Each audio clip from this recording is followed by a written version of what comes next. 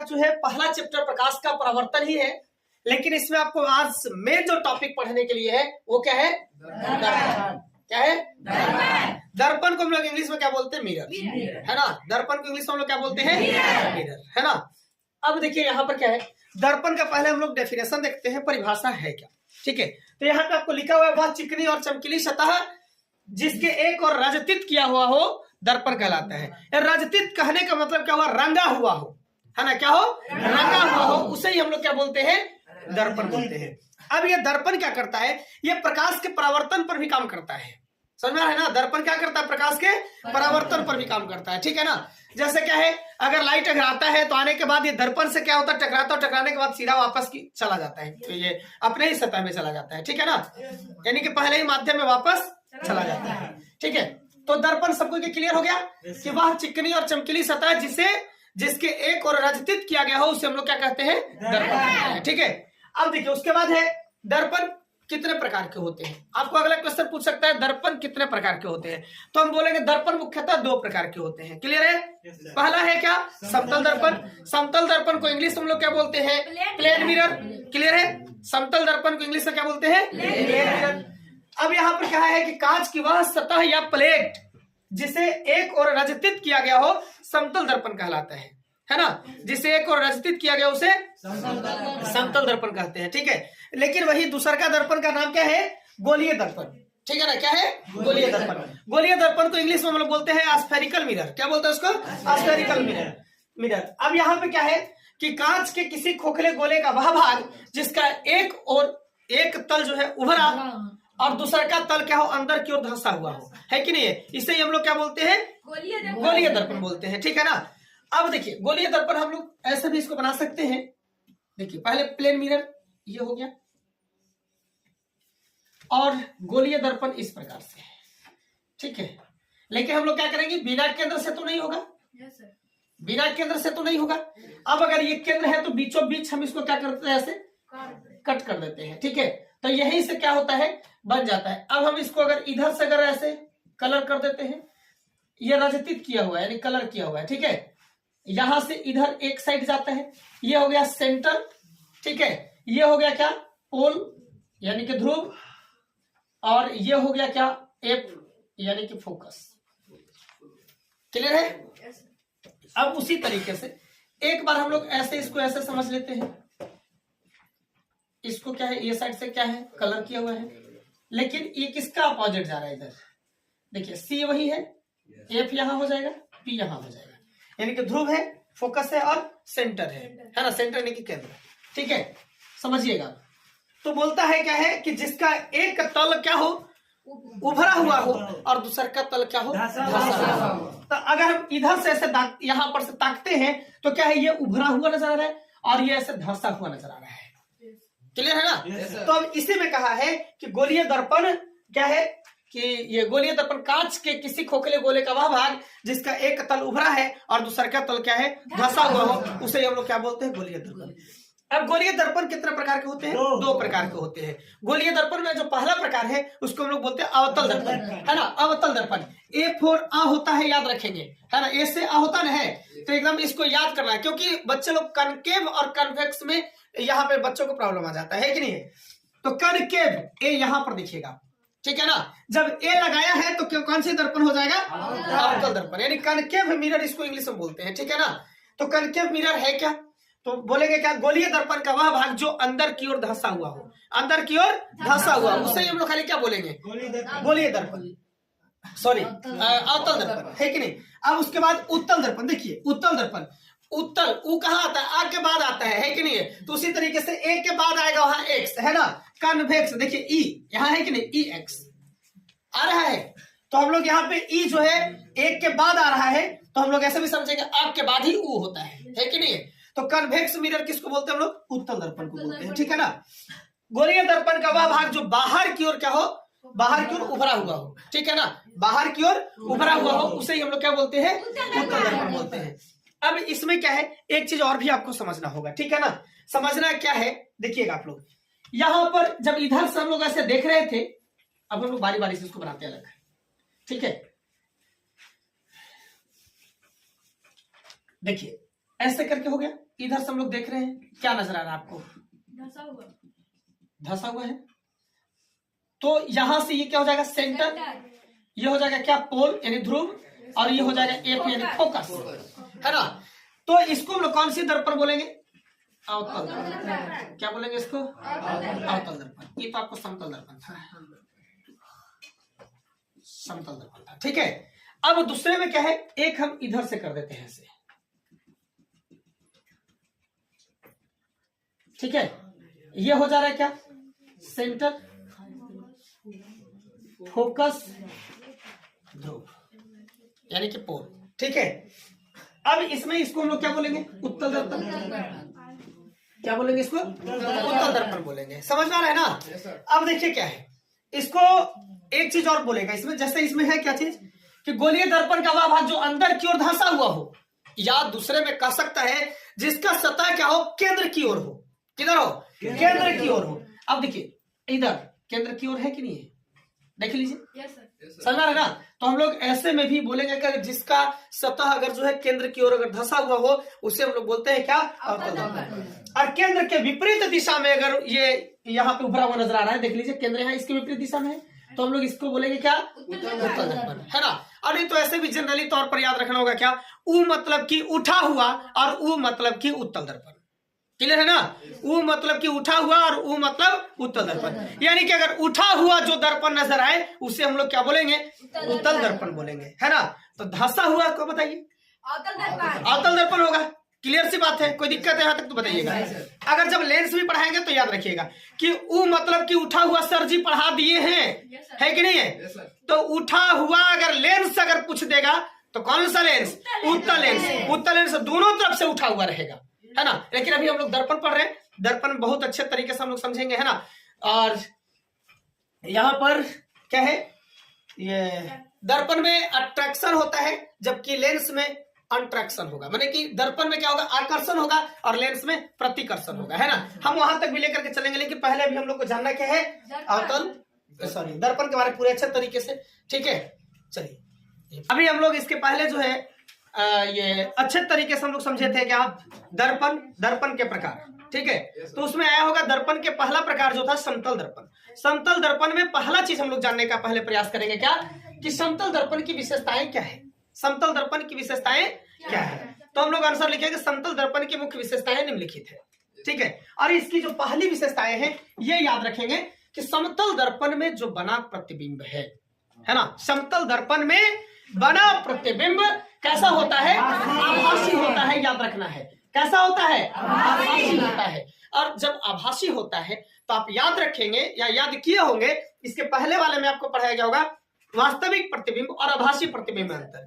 यानी वास्तविक प्रतिबिंब में जो प्रतिबिंब बनता है उसको पर्दे पर प्राप्त किया जा सकता है, लेकिन वही आभासी प्रतिबिंब में क्या चीज था कि पर्दे पर प्राप्त नहीं किया जा सकता है। क्लियर है यहाँ तक? उसी तरीके से यहाँ पर भी है। तो आपको समझना होगा कि समतल दर्पण में बना प्रतिबिंब कैसा है? आभासी है। तो क्या पर्दे पर प्राप्त किया जाएगा? तो नहीं किया जाएगा। हम लोग लिख सकते हैं अर्थात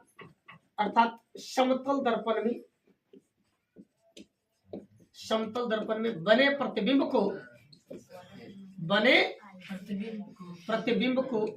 पर्दे पर प्राप्त नहीं किया जा सकता है, नहीं किया जा सकता है। समझ में आ गया? यानी कि समतल दर्पण में बने प्रतिबिंब जो होगा उसे हम लोग क्या करेंगे? पर्दे पर प्राप्त नहीं कर सकते हैं। क्लियर हो गया यहां तक? अब देखिए सेकेंड, समतल दर्पण में प्रतिबिंब का आकार वस्तु के आकार के समान होता है। वस्तु के आकार के समान होता है, यहाँ पे छूट गया लगता है। प्रतिबिंब का आकार वस्तु के आकार के समान होता है, ठीक है। वस्तु के आकार के समान होता है। क्लियर है यहां तक? यानी कि समतल दर्पण में जो प्रतिबिंब का आकार होगा वो वस्तु के आकार के समान होगा।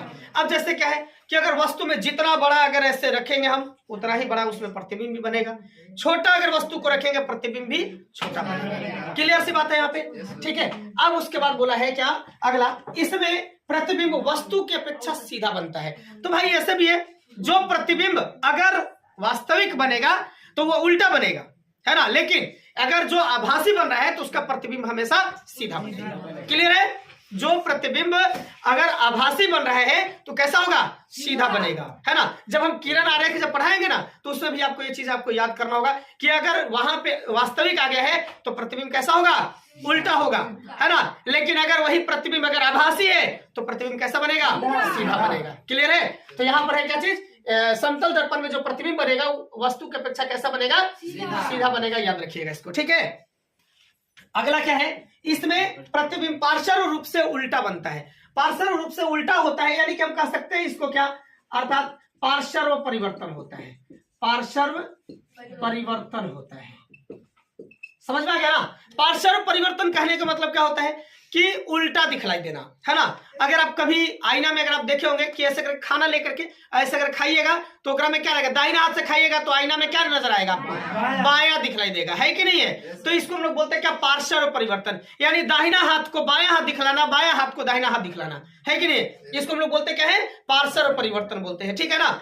आप देखे होंगे कभी कभी एम्बुलेंस, है ना, वो आगे वाले जो मिरर होता है उसमें उल्टा लिख देता है, देखे कि नहीं देखे हैं। लेकिन वही जब दर्पण में ऐसे देखते हैं तो सीधा दिखलाई देता है, समझ में आ रहा है ना।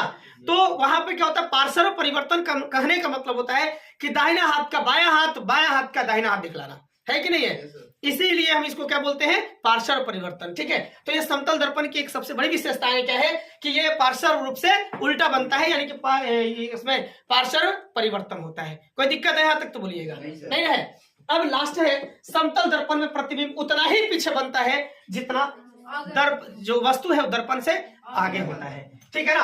अब हम इसको कह सकते हैं अर्थात जो प्रतिबिंब की दूरी होगी, प्रतिबिंब दूरी डायरेक्ट समझेंगे, है ना। प्रतिबिंब दूरी वस्तु दूरी के बराबर होगी, ठीक है, वस्तु दूरी के बराबर होगी। इसका मेन सबसे बड़का खासियत क्या है, यही प्रतिबिंब दूरी बराबर वस्तु दूरी, है ना। जितने दूरी पर अगर आप खड़े होंगे प्रतिबिंब भी आपको आईना में उतना ही अंदर की ओर, उतना ही दूरी पे आपको प्रतीत होगा, ठीक है ना। जैसे जैसे हम लोग अगर मिरर के करीब अगर ऐसे ऐसे आते जाएंगे उधर से प्रतिबिंब भी उतना ही करीब आते जाता है ना। यानी हम कह सकते हैं क्या चीज कि जितने दूरी पर अगर वस्तु होगी उसका प्रतिबिंब भी उतना ही दूरी पर बनता है, ठीक है ना। तो यहां से एक चीज जो है ऑब्जेक्टिव आपको पूछता है कि कौन सी दर्पण में प्रतिबिंब दूरी और वस्तु दूरी दोनों बराबर होते हैं, तो आंसर समतल दर्पण।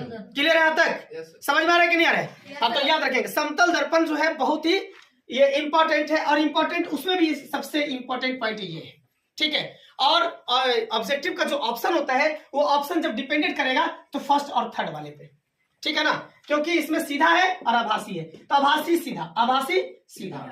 क्लियर है ना यहाँ तक, समझ में आ गया ना। तो ये समतल दर्पण की क्या है, मुख्य विशेषताएं हैं। समझ में आ रहा है कि नहीं आ रहा है। जैसे आप कभी कभी कहावत के रूप में सुने भी होंगे कि ये परछाई कभी साथ नहीं छोड़ती, लेकिन वही दर्पण कभी झूठ नहीं बोलती। जो दर्पण होता है वो सीधा क्या होता है, दिखलाई देता है कि नहीं है, कि आप क्या है, ठीक है। तो अब हम लोग चलते हैं, इसके बाद क्या है, समतल दर्पण का उपयोग क्या है, समतल दर्पण का उपयोग, यानी समतल दर्पण का उपयोग हम कहाँ कहाँ पे करते हैं, ठीक है ना।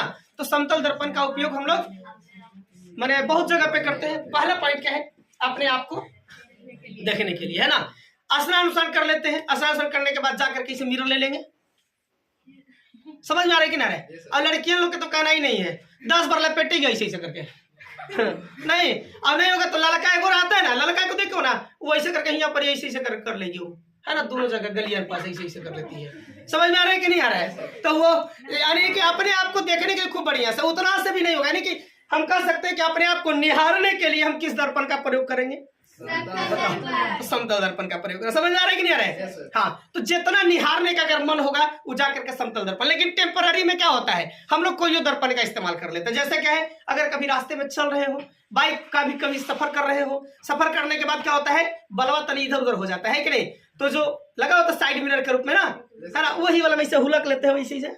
समझ में आ रहा है कि नहीं आ रहा है। हम लोग इस प्रकार से कर लेते हैं, है कि नहीं है। तो हम लोग कह सकते हैं समतल दर्पण का पहला प्रयोग कहाँ पे है, अपने आप को देखने के लिए, है ना। अपने आप को जितने अच्छे से आप देखना चाहते हैं खूब बढ़िया से उसमें देख लीजिए, है ना, कि ऐसे अगर कर रहे हैं तो अखिया के ऊपर ऐसे ऐसे कर रहे हैं कि नहीं कर रहे हैं, है कि नहीं है। यहाँ पर तिलवा है तो ये नजर आ रहा है कि नहीं आ रहा है कि नहीं। ये सब खूब बढ़िया से जितना निहारने का मन है, कौन सी दर्पण, समतल दर्पण, है कि नहीं है। एकदम खूब बढ़िया से समझ लेना है, कौन सी दर्पण, यानी आपके कभी अगर आपसे पूछता है कि अपने फेस को देखने के लिए किस दर्पण का प्रयोग करेंगे, कौन सा, समतल दर्पण। क्लियर है ना यहाँ तक। चलिए अब सेकंड क्या है, गुसलखानों और श्रृंगार मेज पर। गुसलखानों समझ में आता है, नहीं, बाथरूम का नाम सुने होंगे, है ना, स्नान घर का नाम सुने ना, हाँ बस वही सब चीजें। वहां पर भी जो है समतल दर्पण का ही प्रयोग किया जाता है। समझ में आ रहा है कि नहीं आ रहा है। अब उसके बाद क्या है, श्रृंगार मेज पर। समझ में आ रहा है। श्रृंगार मेज कहने का मतलब क्या है कि अगर आप श्रृंगार वाले दुकान पर इसको, ठीक है ना, क्या गुसलखानों और श्रृंगार मेज पर किस दर्पण का प्रयोग किया जाता है, समतल दर्पण का प्रयोग किया जाता है कि नहीं है। अब यहाँ पे क्या है, श्रृंगार मेज पर किसके लिए, किसके लिए, तो दुकानों के भीतरी दीवारों पर वस्तु को बड़ा दिखाने के लिए किया जाता है, वस्तु को बड़ा दिखाने के लिए। समझ में आ रहा है ना। अब वो कैसे, अब जाएगी लड़कियां लोग खास करके श्रृंगार दुकान में, है ना, बोलेगी कि नहीं ये वाला रिंग दिखाइए, तो ये वाला देखने में उसमें बहुत सुंदर लगता है कि नहीं है। और जब बाहर निकलते ना, ये अच्छा नहीं लग रहा है कि नहीं। फिर जाएगी तो बोले कि नहीं ये वाला नहीं, ये अच्छा लग रहा है, ये अच्छा लग रहा है कि नहीं ऐसे। तो ये सब श्रृंगार दुकान में जाती है लड़कियां लोग अक्सर खास करके, तो उन लोग ऐसा देखती है कि नहीं है। अब हम लोग जाते हैं तो कुछ ही देखते हैं, बोलो, लड़का लोग कुछ नहीं देखता होता है कि नहीं। गया वहां पे चुपचाप ऑर्डर किया, हमको ये वाला दे दीजिए, है कि नहीं, ये तुम्हारे पसंद करके आ जाता है ना। लेकिन लड़कियां लोग अगर श्रृंगार दुकान में अगर चल गई बाबू, तो ना जाने 10 घंटा तो उनसे पर लगा देगी, है कि नहीं है। समझ में आ रहा है ना। इसीलिए कह देता है क्या चीज, वो श्रृंगार वाले जो दुकान वाले लोग होते हैं, वो कह देता है कि नहीं बड़ा बड़ा हम दर्पण लगाएंगे, है कि नहीं। कोई ऐसा श्रृंगार दुकान नहीं देखो जहां पे आईना नहीं लगा हुआ होगा। आईना नहीं लगा रहेगा वहां पे कोई सामान लेने जेबे नहीं करेगा, है कि नहीं है। तो जो भी वस्तु होता है उसको क्या चीज बड़ा दिखाने के लिए जो है हम कह सकते हैं क्या है, ये समतल दर्पण का प्रयोग किया जाता है, ठीक है। अब उसी तरीके से क्या है, व्यस्त मार्गों के, हाँ देखिए ये हम लोग वाला है बाबू, है ना, व्यस्त मार्गों के अंधे मोड़ों पर और अपारदर्शिता को दिखाने के लिए, ये हम लोग वाला में है कि नहीं। गाड़ी ड्राइव कर रहे हैं, टर्न पॉइंट अगर आ गया, रोड बिजी है कि नहीं, तो ज्यादा जो स्टंट करने वाला इक्वन है और ये सब ले लेते उधर पहुंचा देगा खेत कियारी में उधर, है कि नहीं है। काय गोरी के नजर नहीं आएगा। इसलिए वैसे जगहों पे जहां पे बिजी रोड है ना, वहां पे और जो टर्निंग पॉइंट होती है वहां पे लगा दिया जाता है समतल दर्पण, ताकि आपको पता चल सके क्या उधर से भी गाड़ी आ रही है, इधर से भी आप जा रहे हैं, तो आप अपने स्तर से जो है सावधानी पूर्वक आप यहां से जाए, है कि नहीं है।